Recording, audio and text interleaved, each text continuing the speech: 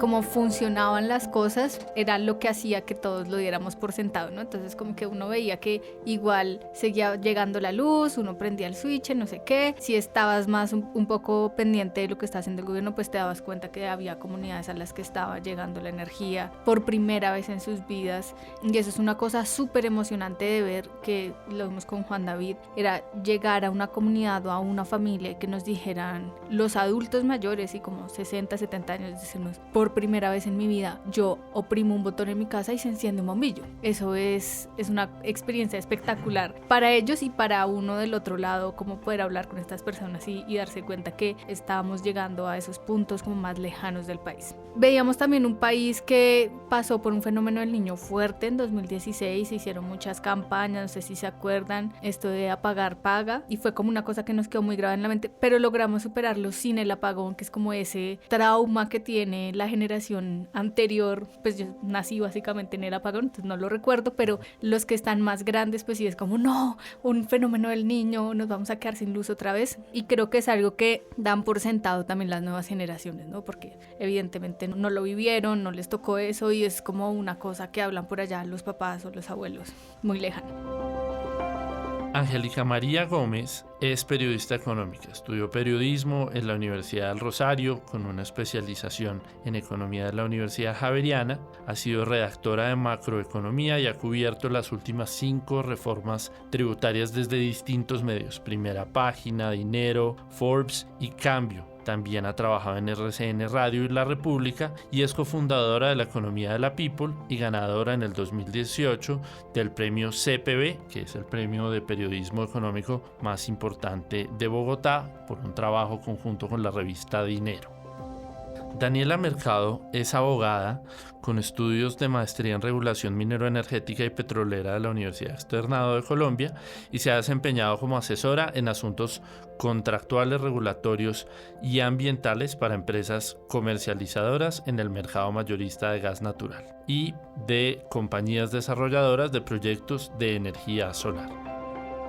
Juan David Galindo es periodista económico, actualmente en RCN, Televisión, ha sido jefe de prensa del Ministerio de Minas y Energía, periodista en la revista Dinero, en Valor Analítica, en Caracol Radio y es un experto cubriendo temas de energía. Bueno, para este cierre de temporada tenemos algo distinto y queremos que nuestra audiencia tenga una experiencia diferente. Tradicionalmente tenemos un formato de un invitado y una entrevista, y en este episodio final quisimos traer a 3 personas que están cerca a la gente, que son reconocidos en medios, que son reconocidos en Twitter, que están en el calor del debate en materia mineroenergética, particularmente en Colombia, y pues abrir un espacio diferente. No, en esta lógica de que del carbón al watt sea un espacio en donde estén todas las voces que tienen que opinar sobre la transición energética en el país, más que bienvenidos. Sí, entonces pues esperamos que disfruten este último episodio de la primera temporada, y en la segunda temporada tenemos ingredientes adicionales a lo que hemos tenido. Tenemos invitados internacionales, Otros idiomas, tenemos también invitados del gobierno para que nos cuenten su perspectiva. Muy importante tener esa visión. Tenemos invitados sobre temas de conflictos sociales también para conversar sobre ese asunto. Entonces, pues los esperamos en una segunda temporada. Iniciamos con este capítulo especial. Bienvenidos. Del Carbono al Watt, un podcast del Departamento de Derecho Minero Energético de la Universidad Externado, dedicado a informar, aportar y discutir la transición y la justicia energética en Colombia y el mundo. Acompáñenos de la mano de nuestros invitados a aclarar las ideas, conceptos y discusiones sobre el futuro de la minería, el petróleo, la energía y su relación con la transición y la justicia energética. Un gusto que esté con nosotros. Traiga su libreta y comencemos. Bienvenidos todos a este episodio especial de Del Carbono al Watt. Hoy tenemos unos invitados interesantísimos. Realmente tenemos la posibilidad de hablar con gente que no tendríamos de otra manera si no fuera por este podcast. Hoy tenemos a Angélica Benavides, Daniela Mercado y Juan David Galindo, quienes se encargan de contarle al mundo exterior las complejidades de distintos temas, entre ellos de la transición energética. Bienvenidas y bienvenidos a este programa. ¿Cómo están? Hola Juan, muchísimas gracias por esa introducción y muchísimas gracias por invitarme. No, bienvenida. Angélica, bienvenida. ¿Cómo estás? Hola Juan Felipe, muchas gracias. Solo una aclaración, Benavides es mi segundo apellido, soy Gómez, pero es una confusión que pasa mucho porque me cambié hace poquito el orden de los apellidos. Entonces... Y Juan, buenos días. Hola, ¿qué tal? Buenos días, Angélica, Daniela, Juan, un placer estar aquí con ustedes. Muchas gracias por acompañarnos. Y para empezar me gustaría preguntarles, bueno, ¿ustedes cómo llegaron a este tema de la energía? ¿Por qué terminamos nosotros aquí sentados hablando de esto y nuestros oyentes poniéndole atención a temas de energía con ustedes? No sé quién quiera empezar. Bueno, Juan, si quieres empiezo yo. Bueno, mi nombre es Daniela Mercado. Yo soy abogada y siempre sentí como un gran interés sobre el sector. Hice una maestría en regulación minero energética y actualmente me dedico a asesorar empresas que tienen inversiones en fuentes no convencionales de energía renovable. Sin embargo, pasó algo muy curioso en la pandemia, por allá a mitad de 2020, y es que, bueno, debido a la pandemia me interesé mucho en Twitter. Era como esa plataforma donde yo veía que la gente conversaba, donde la gente opinaba y me di cuenta de algo. Había una discusión sobre el sector minero energético que primaba o se basaba en una idea. Colombia está inundada de carbón. La generación de energía en Colombia es sucia. Y yo decía, pero ¿por qué se ha instaurado como ese pensamiento o esa idea si no es verdad? Porque no existe una persona que no diga que esto finalmente no es cierto. Entonces, como hobby y como pasatiempo, simplemente me puse como a dar datos del sector en mi cuenta de Twitter cuando tenía 30 seguidores. Y yo dije, bueno, que me lean 20 personas para mí es suficiente. Es decir, yo esto no lo hago para que por otro fin, sino únicamente como para informar, porque lo rico de las discusiones es que se hagan con base en datos y no con base en posiblemente un relato. De ahí en cuenta de que sucedió algo que realmente no esperaba, y es que la gente en redes sociales o la gente en la discusión del día a día sí está interesada en este tema, que suele ser tan técnico, que suele ser como tan riguroso y que suele ser delegado como expertos del sector. A medida que fui compartiendo información me di cuenta que la gente sí estaba interesada en esta discusión, y por eso es que me encuentro ahora el día de hoy participando en espacios como este a compartir información. No, bienvenida y muy interesante porque es la segunda vez que en este podcast, además una mujer, nos trae una frase que ya se repite y es muy importante en la transición, y es que el dato mata el relato. Entonces, pues muy interesante. Angélica, ¿tú cómo llegas a los temas de energía? Bueno, yo soy periodista, me especialicé en economía, y en 2021, con la reforma tributaria de Alberto Carrasquilla, que fracasó muy violentamente, nos reunimos, sí, pues coincidimos con otras dos amigas, colegas, y terminamos haciendo un proyecto que se llama Economía para la People, que en redes sociales empezó explicando la reforma tributaria y como matando mitos y noticias falsas de esa reforma, y luego evolucionó a un proyecto en el que explicamos temas de economía, dentro de eso obviamente la energía y pues finanzas personales, porque nos dimos cuenta que es un espacio muy grande, porque la gente no entiende muy bien eso y es como un gran coco porque nunca nos enseñaron, ni siquiera desde el colegio, cosas básicas como cómo ahorrar y eso. Entonces resultamos metidas también en el tema de la energía. Yo además pasé unos poquitos meses por el Viceministerio de Energía y ahí obviamente aprendí muchísimo antes de las elecciones y bueno, el cambio de gobierno y demás. Claro, no, entonces, pues es que la energía todo lo toca y bueno, ni hablemos de finanzas personales y del incremento de los precios. Juan, ¿cómo llega usted a la energía? Bueno, un poco al igual que Angélica, soy periodista, también con una especialización en economía. Digamos que en los medios pasados en los que trabajé cubría la fuente de Minas y Energía, y gracias a esto tuve la posibilidad de trabajar en el Ministerio de Minas y Energía. Fui el jefe de prensa en el último periodo de Diego Mesa, incluso ahí estuvimos trabajando con Angélica. Ahí obviamente uno se empapa de todo el conocimiento, y me pareció muy interesante es la relevancia que tiene el sector, sobre todo para las regiones, porque uno pasaba viajando mucho a lugares y a zonas del país bastante apartadas a llevar proyectos de transgética, a llevar proyectos de paneles solares, a llevar interconexiones eléctricas, y empieza a sentir uno ese sentido como de pertenencia, valga un poco la redundancia, y de decir, venga, es que la energía es crucial y fundamental para la sostenibilidad de una sociedad como tal. O sea, al momento uno de darse cuenta que había personas que llevaban viviendo 70 años en una finca y nunca habían tenido acceso a la energía, que les tocaba a las 5 de la tarde bajar al pueblo si querían cargar su celular, si querían calentar su cena, su comida y devolverse y vivir en medio de la oscuridad casi durante 12 horas, uno se da cuenta que es que hay muchos retrasos en el país en ese sentido energético y empezamos a ver la relevancia que tiene el sector como tal para Colombia en general. Hoy en día pues estoy en Noticias RCN, me he alejado, digamos que no cubro como tal la fuente, pero sigo bastante conectado con mis ex colegas del ministerio, con las entidades adscritas y pues siempre pensando en el cuidado de este sector que es crucial para la sostenibilidad del país. Sí, yo creo que a todos nos queda como claro y es evidente que el sector energético lo dábamos por sentado. Bueno, y muchas otras cosas en el país las dábamos por sentadas. Y el 7 de agosto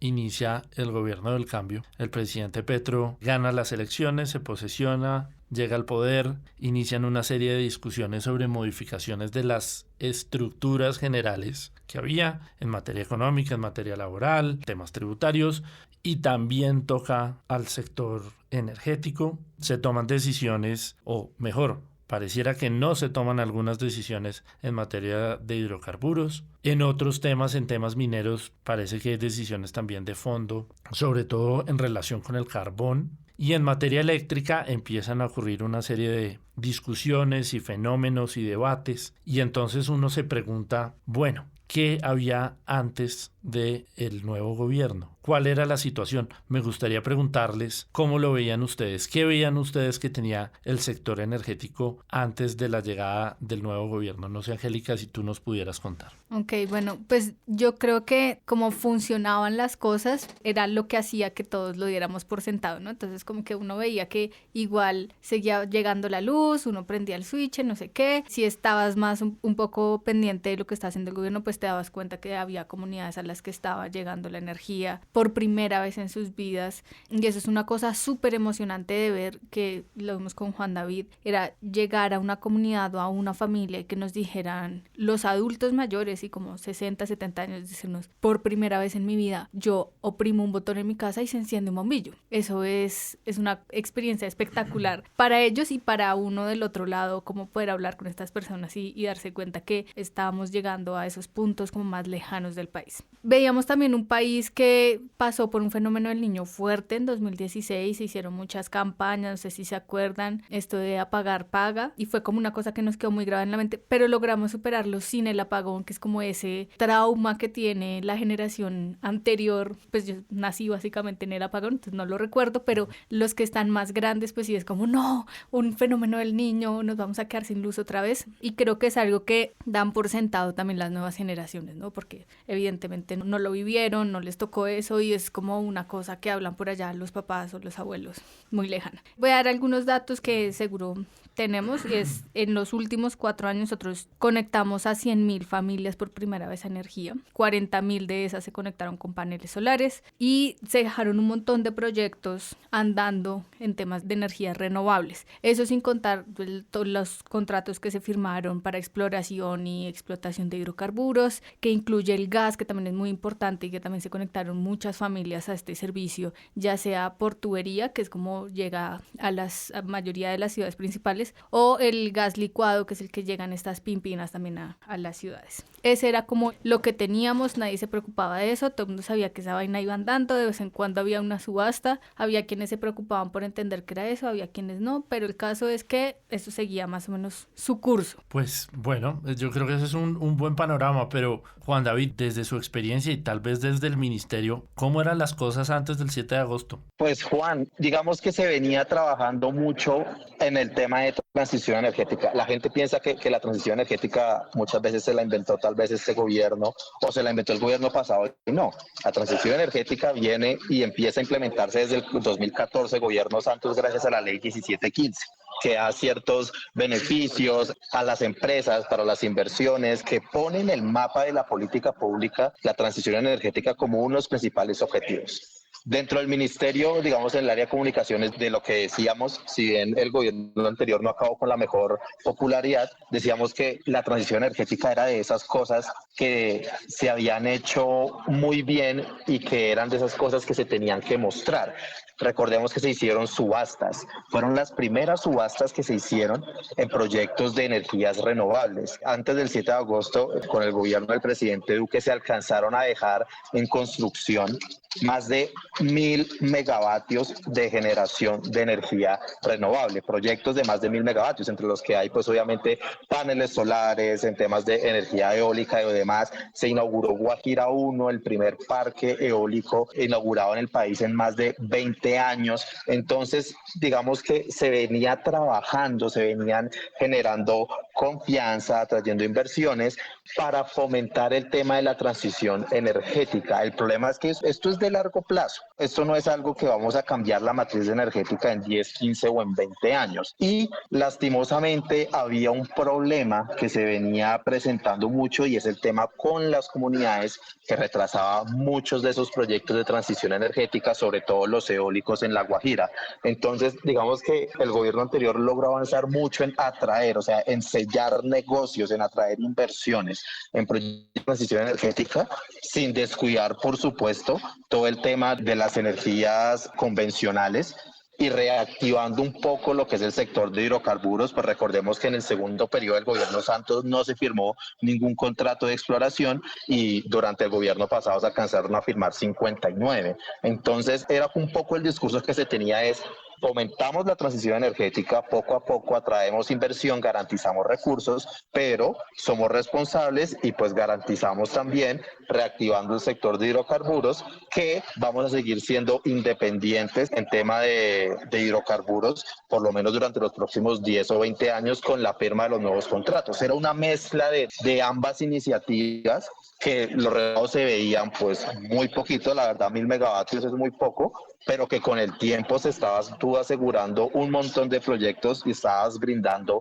toda la seguridad jurídica para que llegaran las empresas a invertir en el tema de transición, que es lo que está prácticamente jalonando y hacia donde va todo el sector energético, no solo en Colombia, sino el mundo entero. Entonces, pues era un panorama un poco alentador, seguramente, con muchos temas andando, pero no sé, Angélica, si tú veas algo más. Sí, para complementar lo que está diciendo Juan David, es que también se avanzó mucho en regulación, que seguro Daniela puede hablar más de eso. Se dejó la ley de transición energética, se avanzó en las hojas de ruta de energía eólica cuesta afuera, de hidrógeno, que es una cosa que el gobierno actual le está dando mucho bombo y como mucho impulso también. Daniela, ¿y tú cómo viste la situación antes de? Bueno, yo creo que aquí los dos invitados tocaron dos puntos que son fundamentales. El primer punto en cuanto a que no se hablaba tanto del sector y se dejaba rezagado simplemente como a la materia académica o a la materia de profesionales en el sector. Entonces creo que una de las cosas a resaltar en cuanto a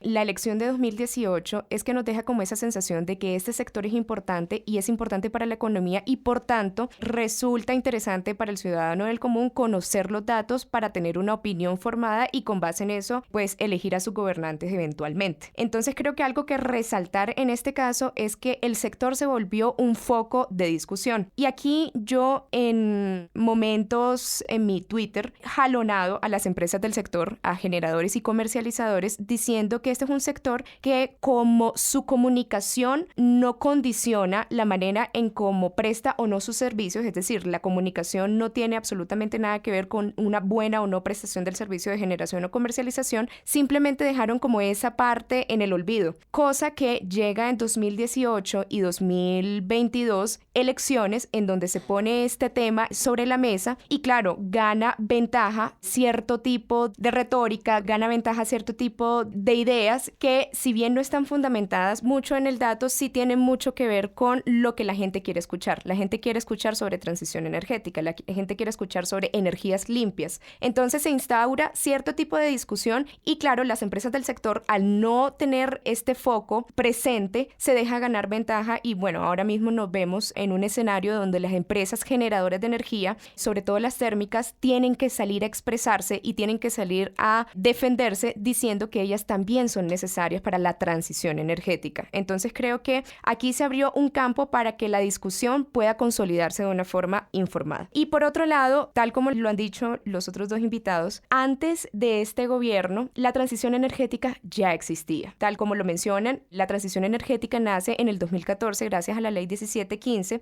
pero ocurre algo que siempre me ha llamado la atención. Si bien en el 2014 ya se crean ese tipo de incentivos tributarios y arancelarios, pasa algo muy curioso. Entre el 2014 y el 2019, la participación de fuentes no convencionales de energías renovables en la canasta energética tiene una participación más o menos del 0,3% sobre la canasta energética, sobre la matriz energética. Eso es en 2014. En 2019 únicamente sube al 0,7%. Entonces, ¿qué sucedió ahí? Si estaban creados los incentivos, ¿por qué no se masifican este tipo de tecnologías? Llega un nuevo gobierno en 2018 y tiene como fin trazar una hoja de ruta para efectivamente ejecutar proyectos de energía renovable. Y aquí vemos un cambio en cuanto al tema de las subastas y vemos un cambio también en cuanto a promocionar los incentivos que ya existían desde 2014 para que los inversionistas se vieran interesados en invertir en nuestro mercado. Tanto así que gracias a las gestiones que hubo entre 2018 y 2022, se espera que para el cierre del 2024 la participación de las fuentes no convencionales sea ya del 14 o del 15%. Es decir, hubo un aumento significativo en cuanto a las medidas, en cuanto a los incentivos, en cuanto a las iniciativas. Entonces yo creo que eso es algo que se debe reconocer. Pues me llama mucho la atención que todos coinciden en que, digamos, en el gobierno anterior hubo una importante labor de promoción. Digamos que se trató de llevar al mundo las posibilidades que ve en Colombia, mostrarle los incentivos que existían, de alguna manera mostrar que había unas reglas de juego medianamente claras y estables, que había equipos capaces, que había instituciones, ese tipo de cosas que son importantes antes de tomar una decisión de inversión. Pero pareciera que por aras del tiempo lo que logró el gobierno fue promover y contratar. Pero ahora viene una parte muy difícil que es ejecutar. Ahí, digamos, traemos un concepto que desde la academia lo hemos mencionado varias veces en este podcast, que es la transición energética media. Cuando uno oye a Kerry y a todos estos enviados internacionales en materia de transición, todos tienden a coincidir en que dejemos de pensar en el 2050 y nos concentremos en el 2030. Porque si seguimos pensando a muy largo plazo, corremos el riesgo de perder de vista los problemas que existen, los nudos que hay, los cuellos de botella, los retos inmediatos que si no resolvemos hoy, no vamos a poder llegar al 2050 y nos quedaremos pensando en sueños y no en realidades. Pero entonces pareciera que lo que le quedó a este gobierno de tarea fue la ejecución. ¿Ustedes cómo ven la situación actual? ¿Qué ven de este nuevo gobierno en mensajes, en estabilidad, en instituciones y sobre todo en ejecución de todo eso que quedó contratado? No sé, Juan David, si usted nos cuenta su opinión. Yo creo que el gobierno actual peca en el sentido de que quiere ser el pionero en todo. Lo decía Angélica, se dejó una hoja de ruta de transición energética, se dejó una hoja de ruta de proyectos CO2 hasta afuera, una hoja de ruta del hidrógeno. Y uno de los primeros mensajes cuando llega el nuevo gobierno, cuando llega Irene Vélez es: no se ha hecho nada en transición energética, vamos a hacer una nueva hoja de ruta en transición energética. Total. Yo me acuerdo cuando nosotros estábamos en agosto, en septiembre, en julio, en agosto del año pasado, haciendo las últimas visitas a proyectos solares y demás. Había por lo menos una docena de granjas solares que estaban a puertas de entrar en operación en distintas zonas del país. Y lo que hemos visto es que no se ha llegado como a ese punto final, no se ha llegado a hablar con las empresas, a decir, venga, ¿cómo van sus proyectos? ¿Qué necesita? ¿Cómo le ayudo? ¿Qué le falta? Para que me empiece usted a generar esa energía y conectarla al SIN y fomentar un poco más lo que es esa energía solar. Siento que la principal falla de lo que hay de este gobierno es que quiere empezar todo desde cero nuevamente, dejando atrás todo lo que se venía haciendo. Entonces eso genera pues una problemática de trabajo perdido y también un poco de desconfianza, porque si tenías ya una hoja de ruta trazada de cómo iba a ser con ciertas políticas públicas e iniciativas y ahora quieres hacer otra cambiando las reglas de juego, todos sabemos que esta industria es una industria de largo plazo, de inversiones a 10, 20 o 30 años, y no puedes cambiar cada 4 años las reglas de juego de cómo va a ser tu inversión, de cómo vas a poder traer los dineros y de cuáles son un poco los requisitos. Además, algo que es muy delicado y muy importante, en plan de desarrollo incluyeron una sobretasa del 6%,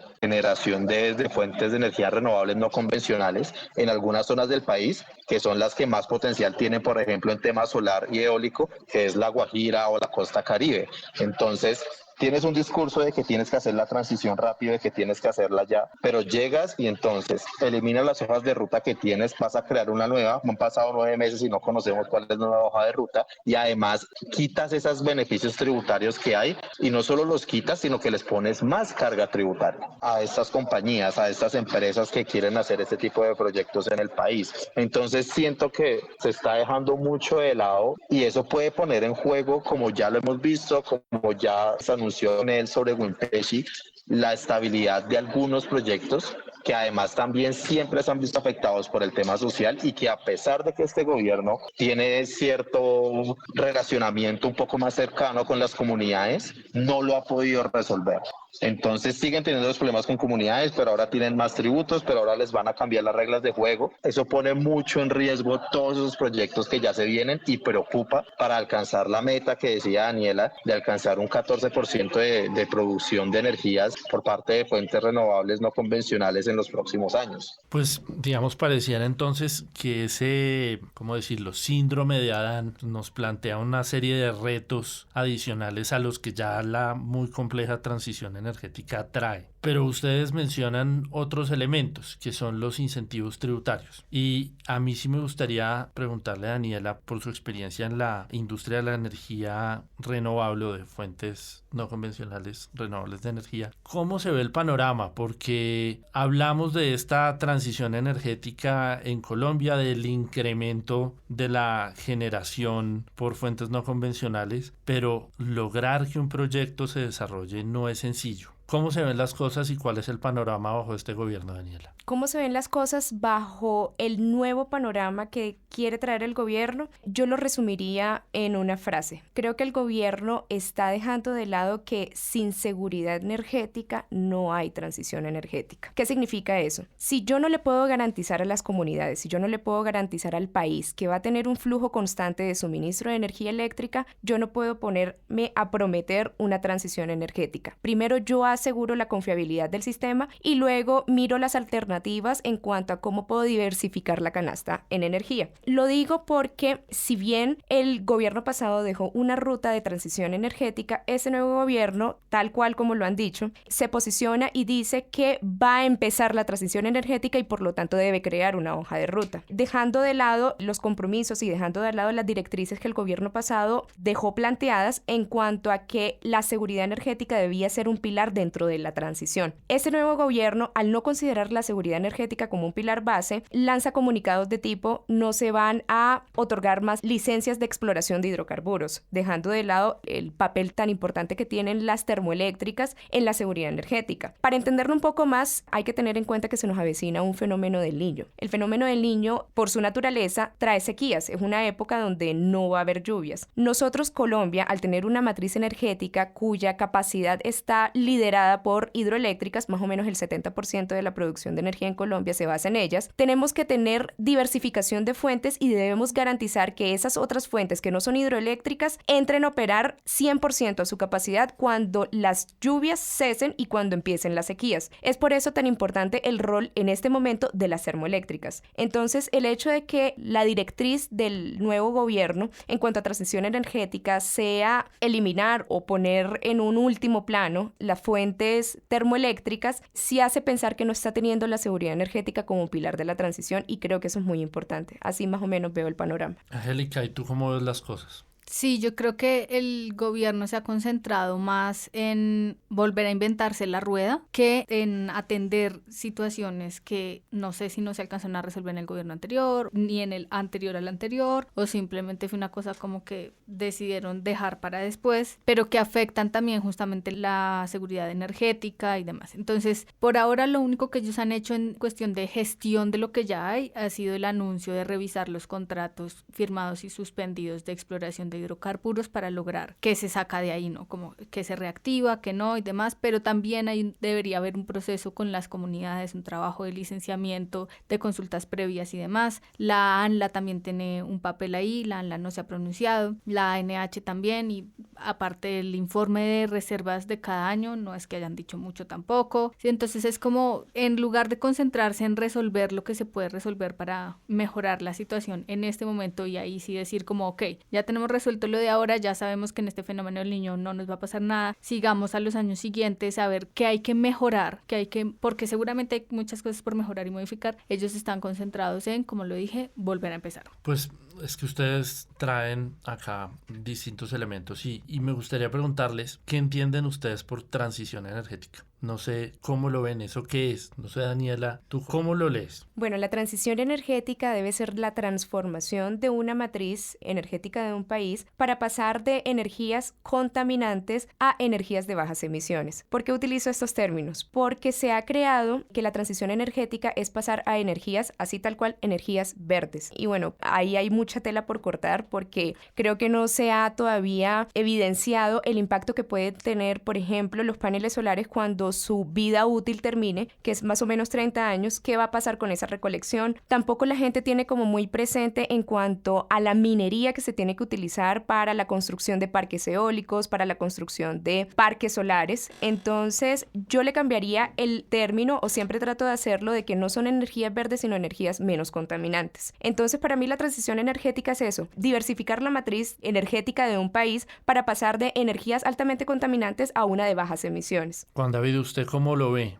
particularmente en el contexto de Colombia? Un poco retomando lo que decía Daniela, sí, es migrar hacia un modelo en el cual la mayoría de la generación energética sea renovable, pero hay que tener en cuenta que la matriz energética hoy en día de Colombia es una de las más limpias del mundo. Es que hay un concepto que a veces la gente se confunde, energía renovable y energía renovable no convencional.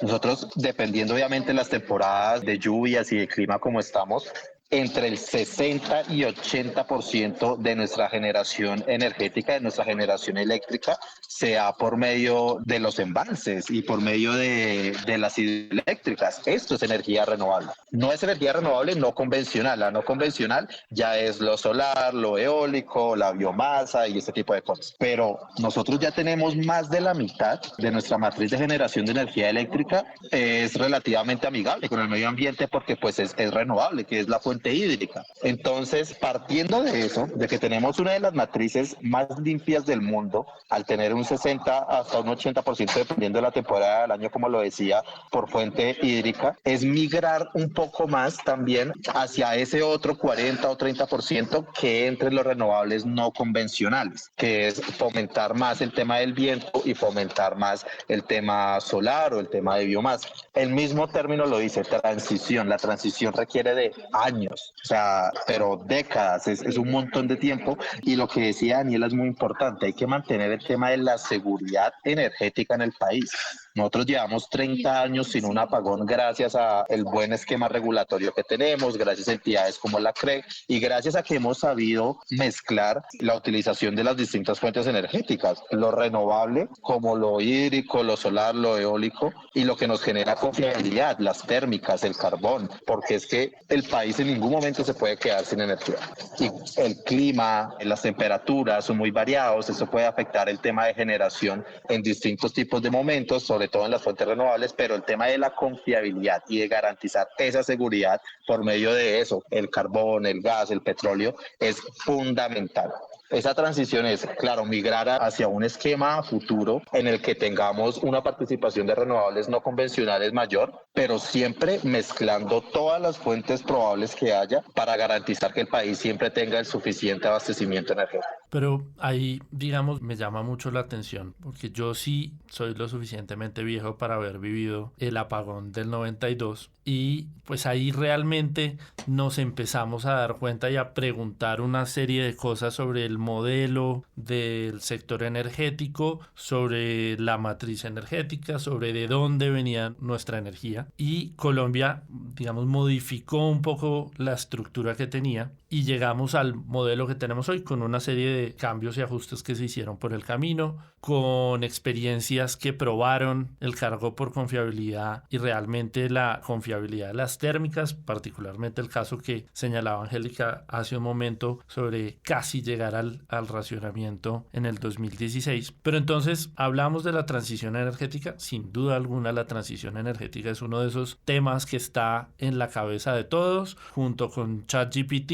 y con la automatización de las cosas. Entonces es un tema muy, muy sexy, pero uno tiene que darse un poco cuenta de en dónde está. Y es que cuando uno revisa los distintos estudios, Colombia emite para unos el 0,2, para otros el 0,6 y estamos ahí de gases de efecto invernadero a nivel mundial. Y entonces esa transición energética a veces pudiera leerse como un tema de moda. Se pregunta uno si realmente necesitábamos las energías renovables no convencionales, si es un tema de seguridad energética y de diversificación. No sé, ¿tú cómo lo ves, Angélica? Yo creo que no solo es un tema de diversificación y de asegurar la confiabilidad del sistema, porque una cosa es la matriz eléctrica y otra cosa es la matriz energética. Y cuando nos vamos a la matriz energética, ya las hidroeléctricas y este tipo de renovables convencionales tienen una menor participación.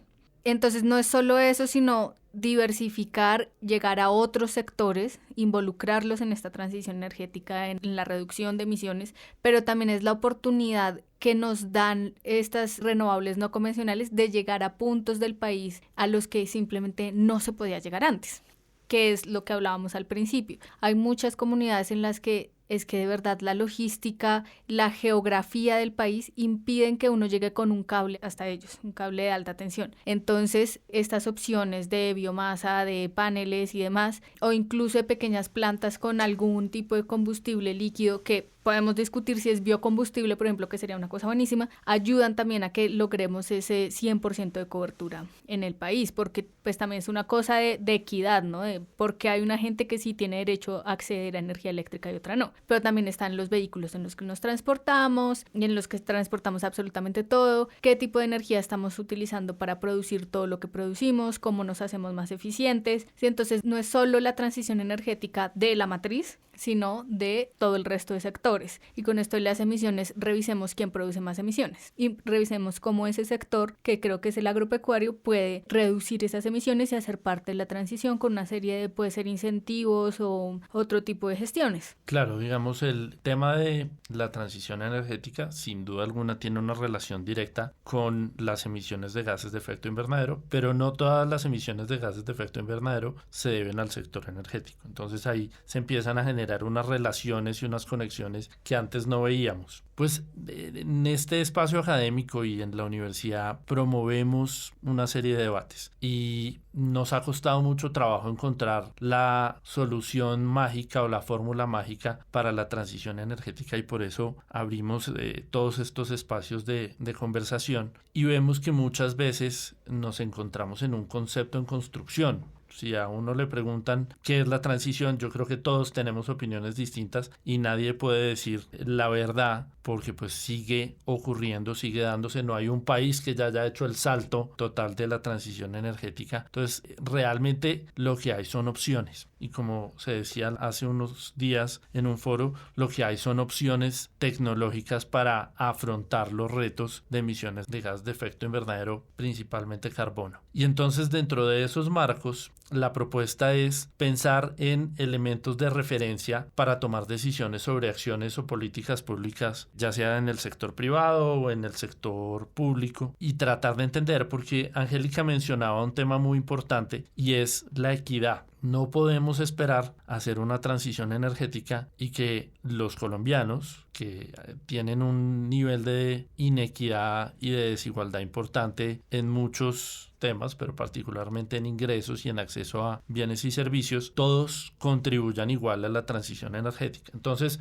hay distintos marcos dentro de los análisis conceptuales que se han generado. Está el tema del trilema energético, que habla de la seguridad energética, de la asequibilidad o acceso a la energía y de la sostenibilidad. Entonces, antes de tomar una decisión de política pública, pensar cómo toca esos tres elementos esa decisión. Y hay otro concepto que ahora está muy de moda, que como dicen algunos le puso apellido a la transición energética, que es la transición energética justa. Es decir, cómo vamos a hacer para que se le entregue a cada quien lo suyo, trayendo a los romanos aquí al debate. ¿Ustedes cómo ven el tema de la transición energética justa en Colombia? No sé, Daniela, ¿tú qué ves? Bueno, yo sí tengo varias opiniones sobre esa transición energética justa, porque si bien la equidad debe ser un pilar fundamental dentro de la transición, creo que la forma en cómo se está llevando en esta nueva hoja de ruta que se quiere crear puede que no sea la adecuada. Me explico. La transición energética justa, tal cual como se publicó en un documento que sacó el Ministerio de Minas, creo que fue en abril de este año para la socialización, concibe la transición energética con su carácter justo en cuanto a devolverle a las comunidades ese aporte que le han podido dar al país para el tema de la transición energética. Me explico. Proyectos como parques eólicos en La Guajira, bajo la visión de la transición energética justa, conciben en que se les imponga un impuesto del 6% sobre el total de la generación en estas plantas para que mediante este impuesto se haga un cobro y con eso se le pueda retribuir entonces a las comunidades que se ven, entre comillas, afectadas por este tipo de proyectos. Pero yo creo que la equidad no debe ir hacia ese lado. Yo creo que la equidad, más bien, si se quiere hablar de una transición energética justa, sería entonces facilitar que las zonas no interconectadas del país, es decir, aquellas donde el sistema nacional interconectado de energía no llega, se les facilite tipos de tecnologías individuales, por ejemplo, solares, en donde ellas pueden producir su propia energía y así entonces verse beneficiada también de este tipo de servicio público.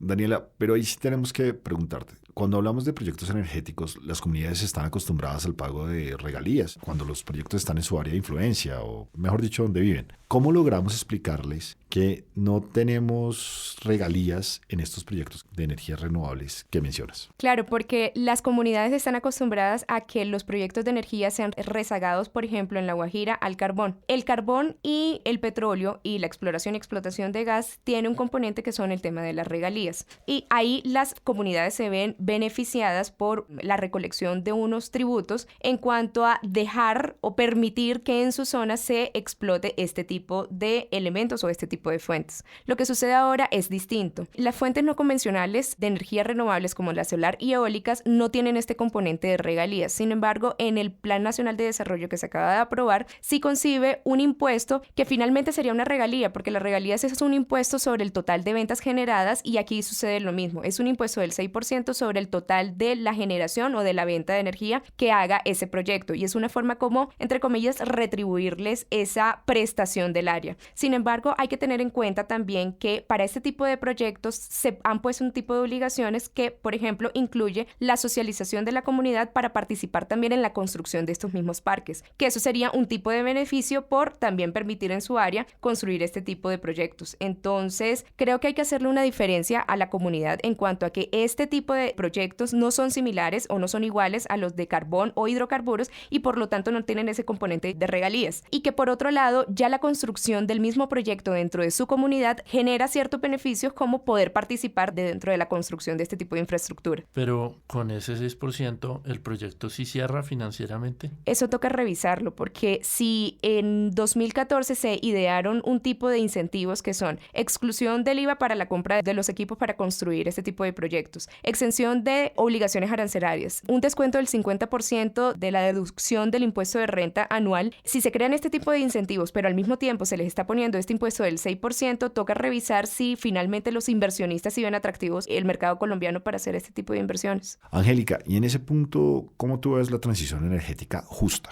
No, pues yo creo que, a ver, si hay un tema de trabajo con las comunidades, como lo mencionaba también, de qué soluciones se les pueden dar a las comunidades. Y en eso que hablaban hace un momento con Daniela, también hay que explicarle a las comunidades que hay unas en las que no va a haber proyecto de construcción y no van a tener un proyecto cerca y por lo tanto no van a recibir ningún tipo de regalía, porque lo que van a hacer es llegarles e instalarles un solo panel en su techo o dos, no sé, y ponerles una planta con una batería y darles una tarjeta en la que ellos mismos van a tener que pagar para para recargar eso y que les llegue la energía. O explicarles como, mire, usted puede producir su propia energía con esta planta. Si a usted le sobra, usted se la puede vender al sistema si es que tiene acceso a la conexión, al sistema interconectado. Y con eso puede tener unos créditos, de modo que si a usted se le agota, digamos, lo que produce y necesita energía, usted con esos créditos compra la otra energía. Eso también hay que explicárselos. Pero yo creo que una transición energética justa también significa que cada quien aporte en la medida de sus capacidades. Esto no se trata únicamente de recibir, sino también de dar. Entonces, en ese sentido, ¿qué estamos haciendo para que quienes más tienen y que ya tienen acceso a ciertas comodidades puedan contribuir a que las comunidades o las poblaciones, los hogares que son pobres y vulnerables también tengan ese acceso y que al mismo tiempo se promuevan, se incentiven la llegada de inversionistas y de nuevos proyectos? Ok, entonces una serie de retos que no solamente recibir, sino también dar. Importante porque creo que ese concepto no está muy bien explicado. Juan David, ¿usted cómo lo ve? Juan, yo quisiera abordar esa pregunta y esa problemática desde un punto de vista, y es que las empresas del sector, ya sean petroleras, mineras, carboníferas, energéticas y demás, no son las encargadas de resolver los problemas de las comunidades. Yo creo que hay una falla ya histórica de los gobiernos de atrás, de todos los gobiernos, y es que las regalías no han llegado a las regiones donde se extraen los recursos naturales. Pero eso no es culpa del Cerrejón, eso no es culpa de Sijín. Estas empresas cumplen lo que les dice la ley, cumplen con los pagos de sus tributos, con los pagos de sus regalías, y el gobierno es el que debería administrar esos recursos para hacerles las carreteras, los hospitales, las escuelas a las regiones. No tiene por qué venir en él a hacer una carretera porque es que la comunidad lleva 30 años sin carretera y en él está ahí en la zona. No, o sea, es que la función de hacer las carreteras y la función de brindar los servicios públicos es del gobierno, no es de las empresas. Creo que ahí hay un problema porque es que me parece que a la opinión pública se le ha dado, y pues ciertos líderes de opinión han salido a decir que la culpa de la miseria de algunas regiones donde se extraen los recursos naturales es por las empresas. Ellos sacan los recursos y se los llevan a otro país y se los llevan en forma de sus ganancias y de sus utilidades. Lo que no se dan cuenta, o lo que no nos estamos dando cuenta, o lo que no queremos afrontar, es que las empresas están pagando por ley lo que se necesita y lo que se requiere, y han sido los gobiernos los que han sido incapaces de brindarle a las comunidades, de brindarle a estas zonas apartadas del país, retribuirle por los recursos que están sacando las empresas. O sea, cuando uno se va al Bagre, uno ve que Mineros tiene todo su esquema montado, emplea a gente local, paga un montón de dinero en regalías anuales, y el pueblo está 50 años quedado en el tiempo. Pero eso es culpa de Mineros, o es culpa del gobierno al cual Mineros le ha venido pagando todos los años sus impuestos, y el gobierno no ha retribuido, no ha hecho inversión social en esas zonas del país. Entonces creo que ese discurso es una problemática de antaño, o sea, no es una problemática de ahora. O sea, los gobiernos, ningún gobierno ha sido capaz de retribuirle a las comunidades en verdad por sus recursos naturales que son extraídos en sus territorios, pero el discurso de ahorita siento que es como que no, que es responsabilidad de las empresas, que las empresas lo tienen que hacer, cuando las empresas ya cumplen por ley con los requisitos, y es el gobierno el que debería y el que tiene esa falla histórica de retribuirle a los territorios por sus recursos naturales. Pues muy interesante, porque el papel del gobierno pues tristemente no ha estado bien ejecutado hace muchos años. Yo creo que eso no es una problemática del gobierno actual ni del anterior, sino, como decía Juan David, de hace ya décadas, si no siglos. Pero digamos, los retos finalmente los termina afrontando la empresa en territorio. Entonces, pues ahí me gustaría hacerles a ustedes una pregunta, y es, concretamente, cuéntenme ¿cómo ven los retos que enfrenta el sector minero, el sector eléctrico y el sector petrolero hoy en día? No sé, Angélica, si tú quisieras iniciar. Bueno, yo creo que los retos son todos, ¿no? El sector eléctrico pues tiene el reto de aprovechar las energías renovables no convencionales, de diversificarse por ahí, de mejorar la confiabilidad del sistema. Bueno, el sector minero creo que va un poco mejor con el gobierno, tiene una mejor relación, teniendo en cuenta que la Agencia Nacional Minera va a presentar un nuevo código y que quieren hacer esta gran empresa minera que recoja y reduzca la posibilidad de oro y de otros materiales ilegales que circulan por el país, ¿no? Y el sector petrolero, pues sí, no sé, es tan difícil, pero yo creo que su primer reto es mejorar la relación con el gobierno y lograr algún tipo de acuerdo con esto de los nuevos contratos de exploración y explotación. Creo que ese es el reto principal de ellos. Juan David, ¿y usted cómo ve los retos principales para estos tres sectores? Yo creo que ahí, digamos, el minero y el petrolero son tal vez los más afectados. El petrolero por la decisión del gobierno, obviamente, de no firmar nuevos contratos. Ellos, digamos que están pues funcionando con lo que se firmó desde antes e intentando seguir subsistiendo con eso, que lo van a seguir haciendo, pero sí serían como otros nuevos 4 años de no firma de contratos y mirar qué pasa, pues digamos, en elecciones en 2026. Un dato ahí, digamos, de acuerdo con cifras de la ACP, por no firmar contratos de exploración durante el segundo periodo del gobierno de Juan Manuel Santos, el país pasó de producir 1 millón de barriles diarios de petróleo a 750.000, que es el promedio que tenemos hoy en día. Entonces siento que ese es como el principal reto tal vez del sector, es sobrevivir estos 4 años sin nuevos contratos. Para petróleo, para minería, siento que es el tema de seguridad. El tema de seguridad no solo, digamos, de protestas de las comunidades, sino de seguridad de grupos armados que estamos viendo, por ejemplo, el tema en Antioquia con Sijín, se están llegando otra vez grupos armados a extorsionar a las minas, a secuestrar, y creo que ahí sí va a faltar presencia de gobierno, ayuda por parte de ellos para que garantizar que las operaciones mineras se puedan llevar a cabo pues de manera normal.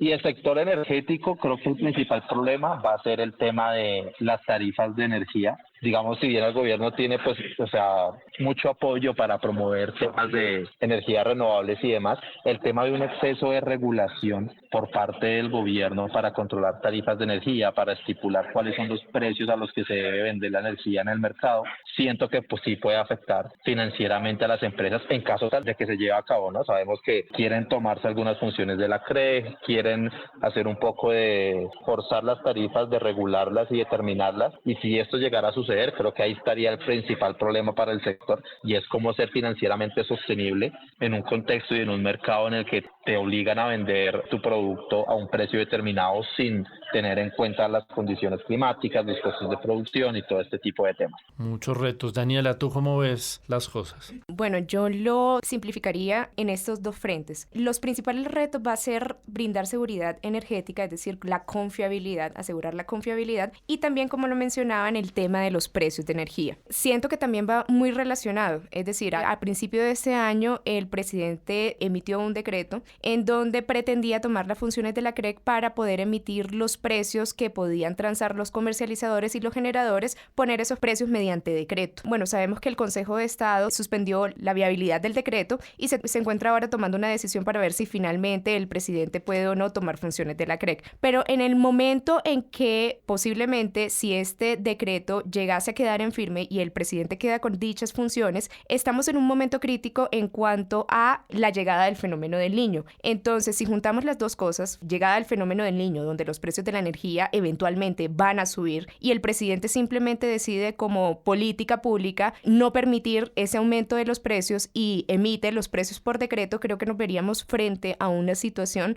donde podría poner en riesgo la confiabilidad en el suministro de energía eléctrica. Entonces creo que ese es el principal reto el que se enfrenta ahora mismo el sector eléctrico. Juan y todos, les propongo pasemos a preguntas concretas. ¿Se deben firmar nuevos contratos de producción y exploración de hidrocarburos en Colombia? Sí. Daniela. Sí. ¿Y Juan? Sí, por supuesto que sí. Bueno, y ahora les hago una pregunta futurológica tipo Hassan Nazar importante. ¿Creen ustedes que va a haber apagón con el fenómeno del Niño? ¿Qué dice Angélica? Uy, es una pregunta muy difícil. Eso es como preguntar a cuánto va a llegar el dólar en diciembre. De acuerdo. Entonces no sé.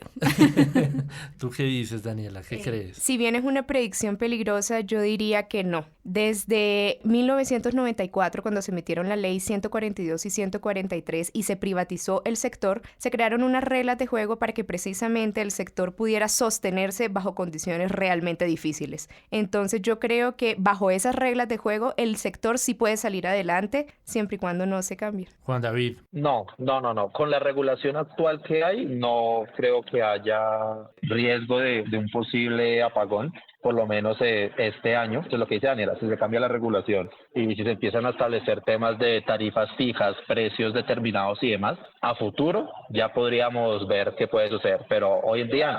Bueno, me encanta oírlos de acuerdo con la señora ministra. En su opinión, ¿cuáles son las 3 recomendaciones principales que le harían ustedes al gobierno del presidente Petro para ejecutar en los 3 años y meses que les quedan de mandato? ¿Tú qué dirías, Angélica? Yo quiero concentrarme en 2. Bueno, no, sí, 3. La primera es aprovechar la cercanía que tiene este gobierno y la buena imagen que tiene este gobierno con las comunidades para gestionar mejor los procesos de consulta previa, llegar a acuerdos entre las comunidades y las empresas para la ejecución de esos proyectos. El segundo sería, que ya lo habíamos hablado un poquito antes, concentrarse en solucionar lo que se puede solucionar de una vez, destrabar procesos, avanzar en proyectos como por ejemplo la línea colectora, que es la que debería conectar los proyectos eólicos que están en el Caribe con el sistema interconectado. Y tercero, un poquito en esa misma línea, concentrarse no en volver a inventarse la rueda, que es lo que están haciendo, sino en mejorar la regulación que se pueda mejorar para construir, digamos, como esas grandes autopistas de regulación que le permitan a los proyectos avanzar y atraer nuevas tecnologías e inversiones. Juan David, ¿cuáles son sus recomendaciones? Bueno, yo creo que es,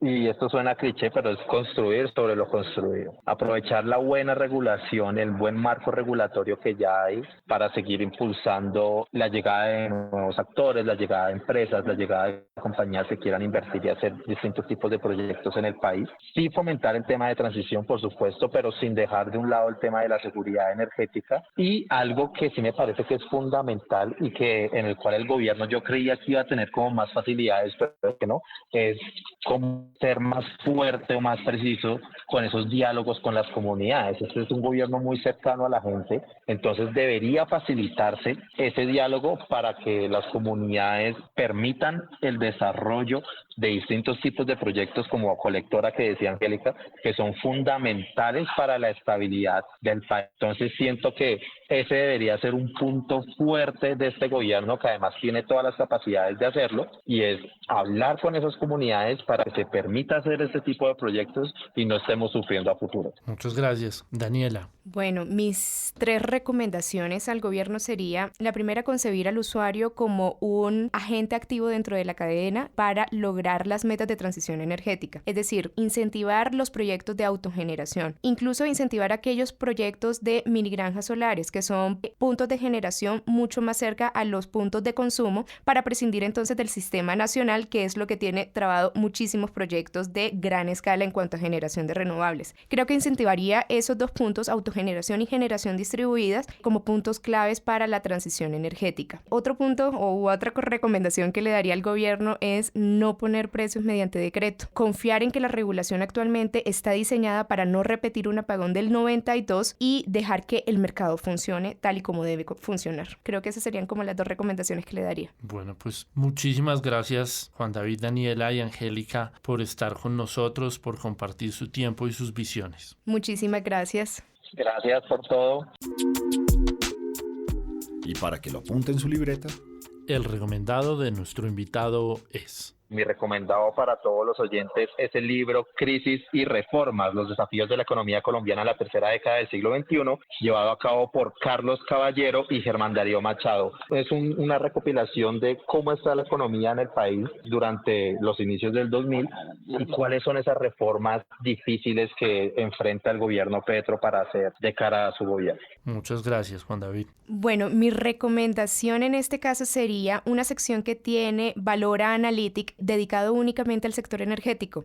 Ellos de hecho tienen un podcast dedicado a los retos del sector y dedicado también a la transición energética, y si quieren escuchar como este tipo de temas un poco más desmenuzado, un poco más fácil, creo que esa sería una buena fuente de información. Muchas gracias, Gran Medio, y muchas gracias por recomendar a la competencia. Pues yo voy a aprovechar el recomendado para hacer autocuña. El recomendado es Economía para la People. Estamos en todas las redes sociales y estamos hablando de economía y de energía y de finanzas personales todo el tiempo. Bienvenidos todos, porque este debate lo nutrimos entre todos. Muchas gracias.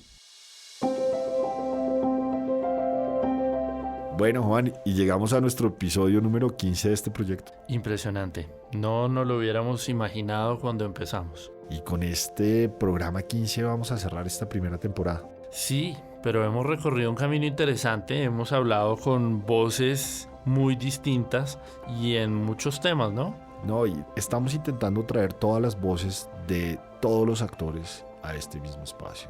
Entonces, ha sido una experiencia muy interesante hablar de regulación de minerales estratégicos, del papel de los hidrocarburos en la transición, de los ejes de la transición, y también pues como arrancamos a principios de este año, pues teníamos más dudas que certeza. Aún seguimos así, sí, pero pues ahí vamos poco a poco adaptándonos a lo que va apareciendo en este tema de la transición energética en el país. Sí, realmente tener la oportunidad de hablar con expertos sobre temas específicos de este sector que es tan grande, o sea, hablar de mejora regulatoria, de minería de asteroides, de legislación ambiental, de los retos que traen los nuevos gobiernos y las nuevas tecnologías, pues ha sido un privilegio para nosotros y esperamos que para nuestros oyentes haya sido algo interesante y que les contribuya y los entretenga. El geólogo por municipio, el tema de movilidad sostenible, hablar de todas estas reflexiones sobre los riesgos laborales en el sector minero. Sí, definitivamente han sido temas muy interesantes, teniendo como eje la transición energética ante todo. Sí, del carbón al watt pues sigue evolucionando. Vamos a tener una segunda temporada en la que los esperamos probablemente a mediados de julio. Y bueno, pues ya para este cierre tenemos una idea muy especial. Juan, recomiéndeme un programa a los oyentes de todos los que tuvimos la oportunidad de crear. Eso es bien difícil. Yo le recomiendo el mío. Le recomiendo Ejes de la Transición Energética en Colombia por Juan Felipe Neira. ¡Qué buen programa! Gracias, muchas gracias. Yo recomendaría el de la mejora regulatoria. Me parece que eso es algo nuevo que en el sector minero energético no se piensa mucho y sí nos da muchas luces de cómo hacer política pública y regulación de la mejor manera. No, y la experiencia de Perú en eso es impresionante y sí deberíamos desde Colombia observar un poco cómo les ha ido en ese desarrollo y cómo traer y unir esos dos mundos de la mejora regulatoria con el de la transición energética. Nos ahorraría muchos dolores de cabeza, considero yo. De acuerdo, totalmente de acuerdo. Desde El Carbón al Watt queremos agradecer al rector de la Universidad Externado de Colombia, Hernando Parra Nieto, por su apoyo a este proyecto. Sí, pero también queremos agradecerle al Departamento de Derecho Minero Energético, a su director Milton Montoya, al equipo de trabajo por todo el apoyo que nos han dado, por la difusión, por toda esa ayuda que ha sido fundamental. También al secretario de la universidad, José Fernando Rubio, que nos ha visitado en la cabina varias veces. También hay que agradecerle muy especialmente al proyecto Externado Radio, encabezado por Felipe Rubio. Y aquí hay una mención súper especial a nuestro coequipero, Ancísar Aponte, que está con nosotros aquí al frente de todos estos episodios y que sin él nada de esto sería posible. Por su paciencia. Sobre todo. Y a todos los oyentes también. Y a todos nuestros invitados, muchas gracias. Gracias totales, muy muy amables. Aquí termina Del Carbón al Watt. Síguenos en Spreaker, Spotify y Apple Podcast. También disponible en las redes del Departamento de Derecho Minero Energético de la Universidad Externado de Colombia. Del Carbón al Watt es un podcast original del Departamento de Derecho Minero Energético de la Universidad Externado de Colombia. Producción general, Luis Bustos y Juan Felipe Neira. Productor técnico, Ancísar Aponte y la Facultad de Comunicación Social de la Universidad Externado de Colombia. Musicalización, Pixabay. Gracias por seguirnos.